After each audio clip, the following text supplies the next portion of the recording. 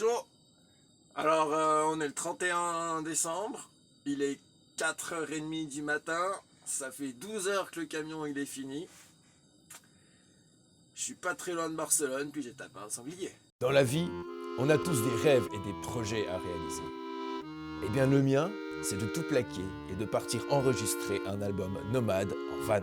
J'ai prévu mon départ pour le printemps 2022, direction l'Europe. Alors viens, je te fais les présentations. Lui c'est Tilt, de Yellow Little Truck, mon fidèle compagnon de voyage à 4 roues, que j'ai aménagé de mes mains, et qui a comme particularité un micro-studio d'enregistrement et sa petite scène de concert mobile. Moi, c'est Julien, nomade, musicien, charpentier, un petit peu aventureux, et je veux partager dans mes vidéos ma musique, mes concerts, l'enregistrement de l'album, mes rencontres, mes aventures et beaucoup de liberté. Alors n'hésite pas, souscris un abonnement et suis-moi sur les routes. Bon bah aujourd'hui, petite vidéo sur les trucs et astuces en camion, je crois que je vais appeler ça comme ça. Parce qu'il m'est arrivé quelques brigoles ces derniers temps, même ces dernières années avec mes camions, et puis que je me dis bah, peut-être que je peux te donner des tips, des petits conseils que j'ai mis en œuvre pour moi, puis qui ont marché. Alors, moi ça fait 7-8 ans que je suis nomade, en tout cas. J'ai commencé avec un Kangoo. Mon premier camion c'était un Kangoo. Après je suis passé sur un 13 tonnes, un poids lourd, un Renault Midliner S130. Après j'avais un G200 de chez Renault, pareil, un 19 tonnes, une caisse frigo. Puis après je suis passé en semi-remorque, caravane premier, caravane à tiroir là. Et puis voilà, là je suis repassé sur un truc beaucoup plus petit, donc c'est un Sprinter 311 de 2006, voilà. Tout ça pour dire que du coup les anciens camions c'était de la vieille mécanique, tu vois, des années 80, 70, 80. Et puis là, je sais pas, le Sprinter il est de 2006 je crois. Donc voilà, donc en tout cas niveau mécanique je peux donner aucun conseil parce que bah, chaque véhicule a sa mécanique, et puis moi je suis pas mécano, même si je sais faire un peu. Par contre, je peux donner des conseils au niveau du moral, des fois. Comment faire pour que ça puisse marcher. Genre, la semaine dernière, la porte latérale qui se coince avec moi dedans. Exemple! Je m'enferme dans le camion, 1h du matin, pas moyen de ressortir, la porte coincée. Coincé de chez coincé, mon cousin. À tel point que je sors par la fenêtre latérale que j'ai posée sur la porte du camion.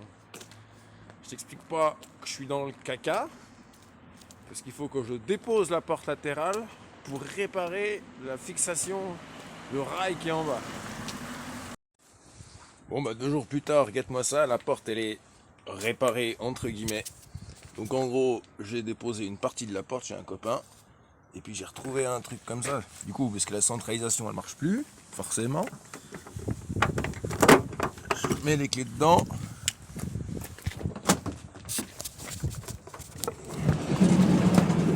Et c'est topette, t'as vu? Ça marche, ouais, ça se referme forcément.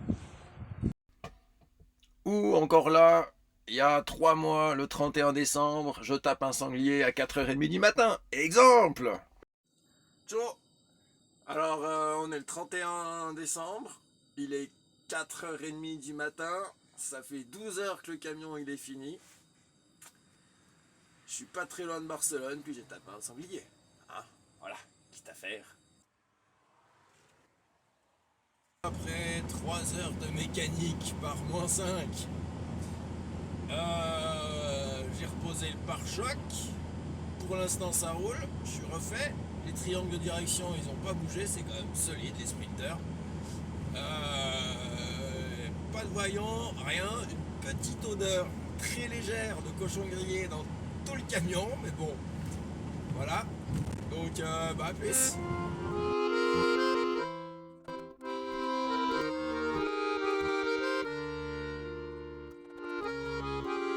Bon, ça avance petit à petit, on a pu trouver un ventilateur pour le moteur, ça c'est cool. Et puis on a redressé l'intercolaire version, je t'enverrai une photo, tu verras.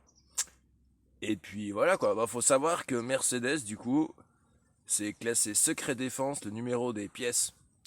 Du coup, tu sais, t'as un A avec 9 chiffres derrière là, pour le référencement. Et puis si tu les as pas, parce que la pièce elle est éclatée, comme par exemple le ventilateur, et ben tu peux t'asseoir sur ce que tu veux, t'auras jamais le numéro de la pièce. Donc pas bravo Mercedes pour ça quoi. C'est vrai que c'est de la bonne cam, alors ça, gros défaut. Donc du coup, tu mets comme là 4 heures pour trouver un ventilateur. Voilà.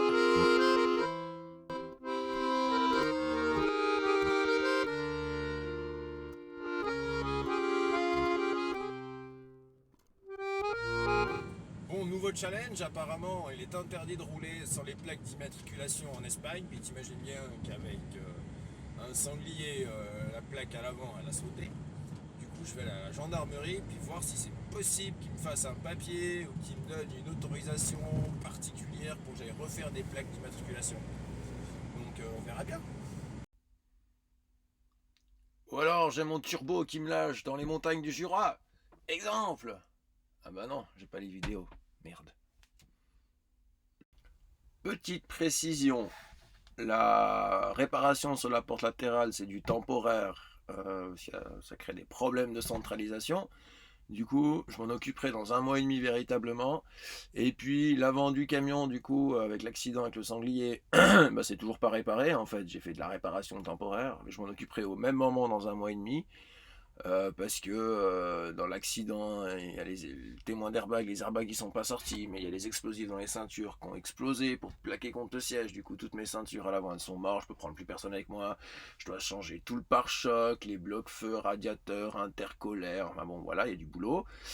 Et puis au même passage, du coup, j'ai commandé chez un copain un énorme pare-buffle avec des déflecteurs de branches, bref. Donc je pense que je ferai une vidéo juste là-dessus, sur le remontage de la face avant du camion. Voilà. Et du coup, on arrive au moment du conseil que je donne, en tout cas dans la vidéo, qui est seulement issu de ma petite expérience et de la personne que je suis. C'est pas une loi en soi. Mais il n'en demeure que c'est comme ça que je fonctionne. Et c'est-à-dire que quand il m'arrive ce genre de problème, d'accident, de problème mécanique, que ça soit de problème mécanique ou que ça soit aussi dans ma vie perso, mais ça c'est un autre chapitre, je ne vais pas rentrer dedans. Mais quand il faut réagir dans l'urgence, et des fois c'est dans l'urgence, quand le camion il est au bord de la route, et puis que t'as froid, que t'as faim, ou que voilà, je me pose pas la question, je ne réfléchis pas en me disant mais pourquoi il m'arrive ça maintenant dans ma vie. Alors c'est une très belle réflexion qui amène à se plonger un peu dans le passé, à faire un peu une rétrospective de qu'est-ce que, pourquoi, comment tout ça se triturait le cerveau. Mais moi je préfère dans les moments où il faut réagir d'urgence, où je dois réagir d'urgence, c'est me poser la question mais comment je peux faire pour continuer d'avancer. Comment je peux faire pour réparer le camion, pour pouvoir faire encore 200 bornes et puis mettre en sécurité, bosser chez quelqu'un qui me prête un terrain, je sais pas quoi. Et que c'est plutôt des questions qui pour moi m'ouvrent sur l'avenir. C'est-à-dire qu'en quelque sorte, je suis pas en train de me dire, me poser des questions sur qu'est-ce qui s'est passé, mais de me dire qu'est-ce que je peux faire pour aller à un endroit où je serai dans un meilleur espace pour pouvoir réfléchir sur qu'est-ce qui s'est passé. Voilà, donc mon conseil, c'est pas de se poser la question pourquoi, mais c'est de réfléchir comment. Et puis, voilà, je crois que sur cette vidéo, sur cette réflexion, je vais terminer. Écoute, si t'as aimé la vidéo, n'hésite pas à partager, n'hésite pas à liker, voire à t'abonner. Si t'as envie de faire des commentaires, c'est grave bienvenu, parce que tu vois, c'est ma deuxième vidéo. Et du coup, j'apprends encore et tout ça. Donc voilà. Et puis, à une prochaine vidéo. Ciao!